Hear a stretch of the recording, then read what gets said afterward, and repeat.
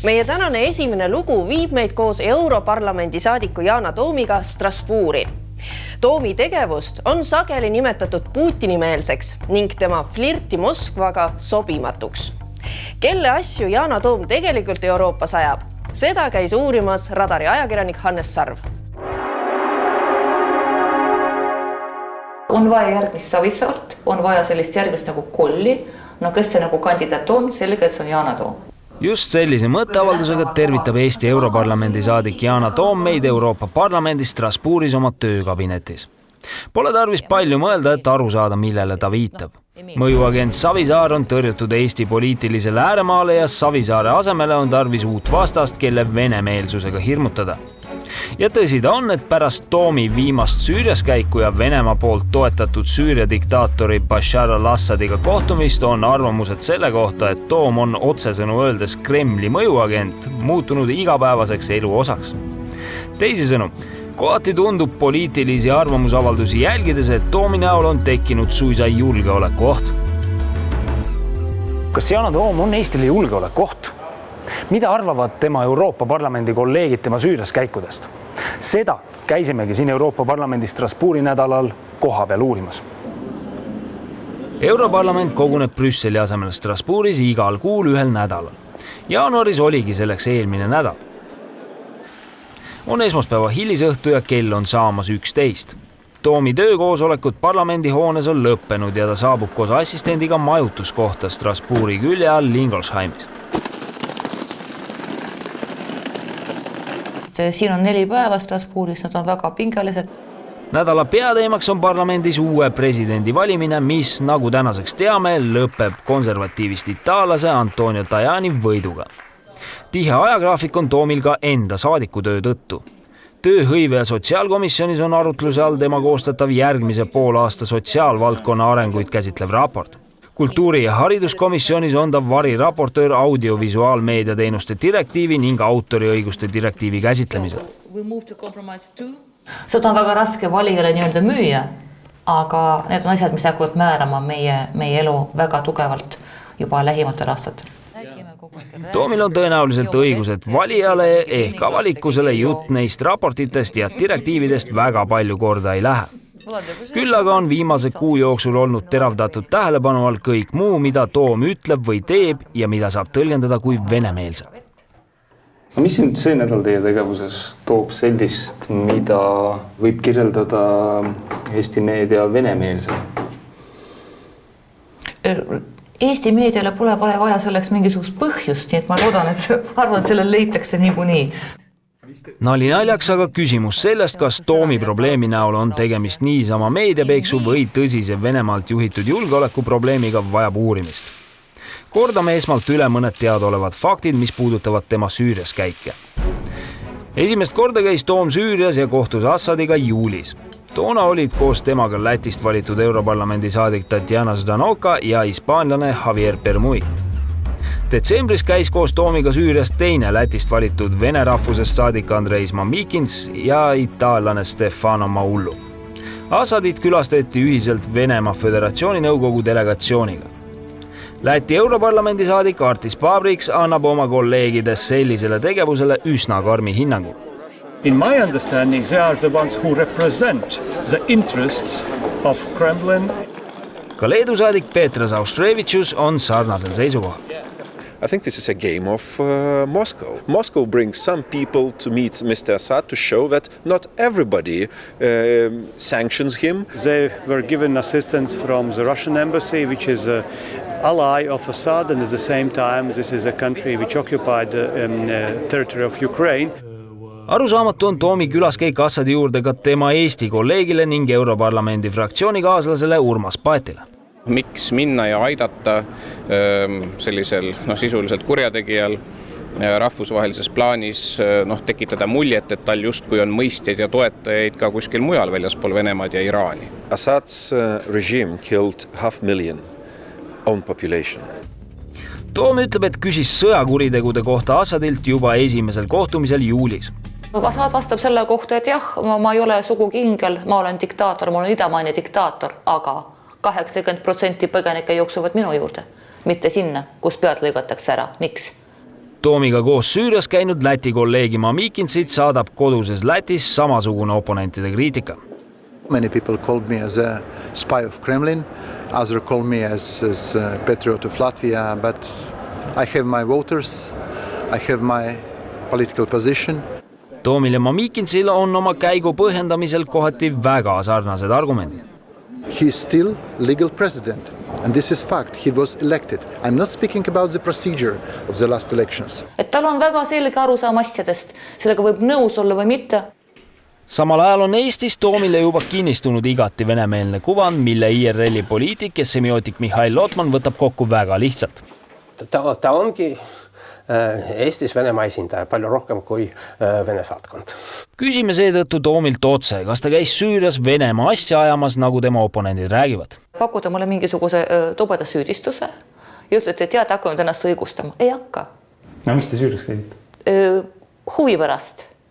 Ja sellepärast ma usun, et Euroopa Liidu inimeste jalg peab selle ukse vahel olema, siis kui läheb tõsisteks läbirääkimisteks ja läheb lähikuudel. Sooner or later we have to discuss even with Bashar Assad.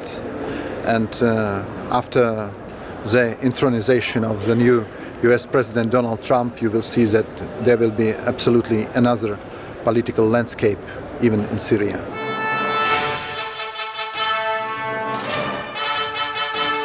Kas rahvusvaheline poliitika Süüria osas tõesti muutub, näeme õige pea. Selge on aga see, et Süürias käinud saadikud ei saanud kutset juhuslikult. Mullu suvel toimunud esimese Süüria reisi kutse esitati saadikutele Süüria Madridis asuvas saatkonna kaudu ja selle reisi korraldamise eestvedajaks oli hispaanlasest eurosaadik Javier Nart. Nartil ja Toomil on Europarlamendis omavahel hea läbisaamine ning nad jagavad sarnaseid seisukohti. Näiteks toetab Nart selgelt Toomi seisukohti Eesti mittekodanike probleemide osas. 2015. aastal külastas Nart Toomi kutsel ka Eestit ja meie ajakirjanduses nimetati Narti toona venemeelseks Europarlamendis saadikuks. And you are a pro-Russian politician. Fantastic. Nart kinnitab meile, et korraldas Süüria reisi, kuna oma pikaajalisi suhteid Lähis-Idas. Samuti ütleb ta, et ei poolda siiski Putinit ega tema poliitikat, vaid seda, et meil säiliks dialoogi võimalus Venemaaga. We cannot erase Russia from our eastern border. We cannot. Süüriast rääkides kritiseerib ta kõiki osapooli, aga eelkõige näeb ta olukorras süüd lääneriikidel. I keep my thinking on Al-Assad. I keep my thinking on the massacres and crimes that the Russian army is doing. But I tell you, what are your choices today? The choices of the beautiful Western coalition that had free hands on Syria for more than 3 years was nothing.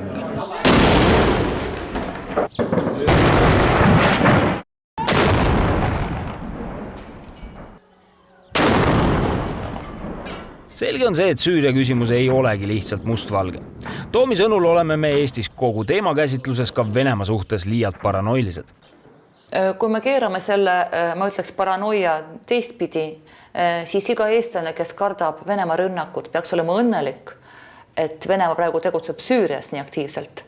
Nii et tal ilmselt ei jagu nagu käsi igal pool nii aktiivselt tegutseda. Aga tegelikult, kui rääkida tõsiselt, siis ma ikka arvan, et Eesti julgeoleku garantii on head suhted Venemaa ja USA vahel. Siis on meil rahu majas. Ja see on see, mille nimel me tegelikult peaksime pingutama. Üks Toomi Süüria visiidi tulemus on see, et Toomi tegevust peab kommenteerima ka tema kodupartei Keskerakonna esimehest peaminister Jüri Ratas. Kui te küsite, kas mina käiksin nende delegatsioonis Süürias, siis vastus on üheselt ei. Ratas pidi hiljuti sama küsimust käsitlema ka Riigikogu ees arupärimisele vastates. Ta ütles väga selgelt, et kõik diplomaatilised ettevõtmised on teretulnud konflikti lahendamiseks. Tema poleks Süüriasse läinud, teda pole ka kutsutud, pole dilemmat. Ratase seisukoht Toomi küsimuses näib üsna ümmargune ja pehme. Ka Ratas viitab sellele, et rahvusvaheline olukord on muutumas. Me näeme täna välispoliitikas, et välispoliitika võib hakata natukene ümber kujunema, kui me vaatame ka uusi suhteid, ütleme USA ja Venemaa teljel. Lotman näeb Ratase seisukohtade taga aga seda, et valijate seas ülipopulaarne Toom on oma erakonna lihtsalt kahvlisse pannud.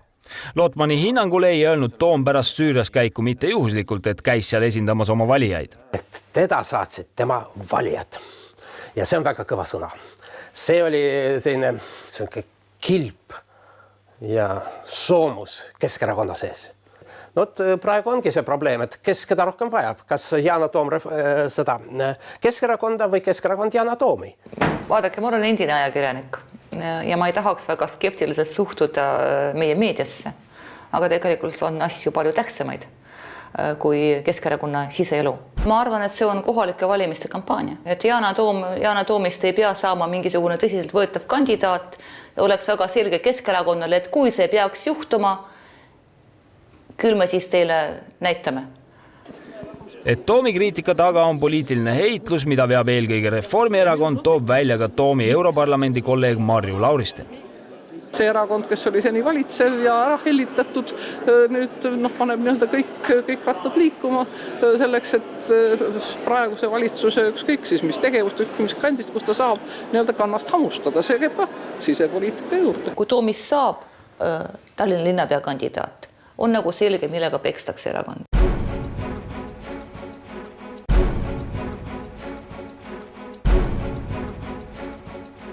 Kui pekstakse praegu rohkem, siis ei saa linnapea kandidaat, jälle hea.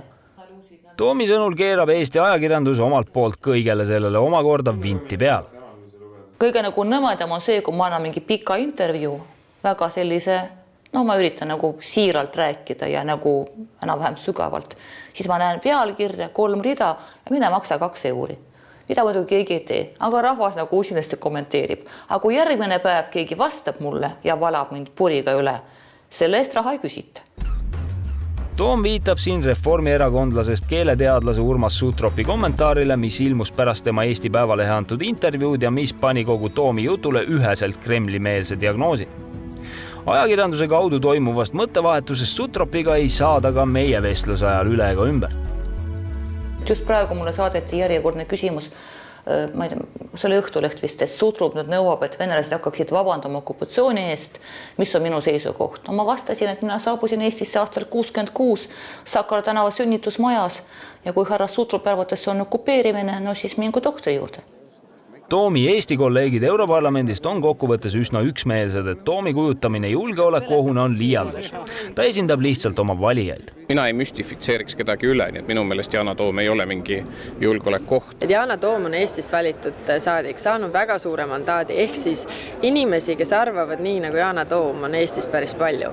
Kui selline kodanikkonna osa on, siis parem on, kui neil on oma väljand parlamendis. Et iseenesest võiks ka, kuidas ma ütlen, natukene mõjutada oma enda valijaskonda. Et ei pea täpselt tegema seda, mida Vene televisioonist nagu õhtul nähakse, eks ole, ja siis selle pealt kujutadagi meelsust ja arvamust ja siis selle pealt omakorda just kui saadik peaks nii käituma, nagu tema valijad televiisorist on näinud, et on hea ja õige. Näiteks neid välispoliitika asju, kus ta teab, et tema valija on tundlik, siis ta käitub nii, nagu tõepoolest konkreetselt Venemaal on kasulik. Aga see ei anna veel mingit selles mõttes alust rääkida, et Yana Toom on julge koht, seepärast, et ta teeb seda täiesti avalikult, avameelselt ja tegelikult oma valijate vaateid silmas pidades. Selline stigmatiseerimine ei too nagu kellelegi kasu. Kuigi Eestis ja võib-olla ka Lätis oli nüüd see reis nagu suur uudismuna, siis üldiselt siin ei ole ma ühtegi silpi selle kohta kuulnud ega näinud. Et see ongi see, et inimene on saanud tähelepanu, ta on saanud oma sõnumeid veelgi võimendada nendele, kellele tema sõnumid meeldivad ehk tema valijaskonnale ja siis ka neile, kellele need ei meeldi. Aga oluline on saada tähelepanu ja eetriaega ja seda ta on oma Süürias käikudega ju selgelt saavutanud. Mis puudutab aga tema tööd Europarlamendis, siis kolleegid lisavad, et tegelikult teeb Toom seal väga kõvasti sisulist tööd ja kaitseb paljudes küsimustes Eesti seisukohti. Ma olen ka olnud debattides, kus ta väga selgelt Eestit kaitseb. Seal ei ole Eesti meediat, seal ei ole Eesti silmis, ei ole Eesti auditoorium. Eestis keegi ei tea, mida teeb Yana Toom nendes komisjonides siin. Kusjuures ebaõiglaselt ei tea, sest ta tõepoolest teeb minu meelest päris head tööd seal. Ma rääkisin teile 16 variraportit hetkel. ja mitte ükski neist ei puuduta ei Kremli ega Venemaad ega mitte kodanike keele küsimust. Ka Lotman nendib, et julgeolekuohuks on Toomi pidada liiast. Julgeolekuoht on Vladimir Vladimirovitš Putin. Yana Toom iseenesest ei ole julgeolekuoht. Ja see ei maksa teha sellest sääsest teha elevandi. Ta on sääsk.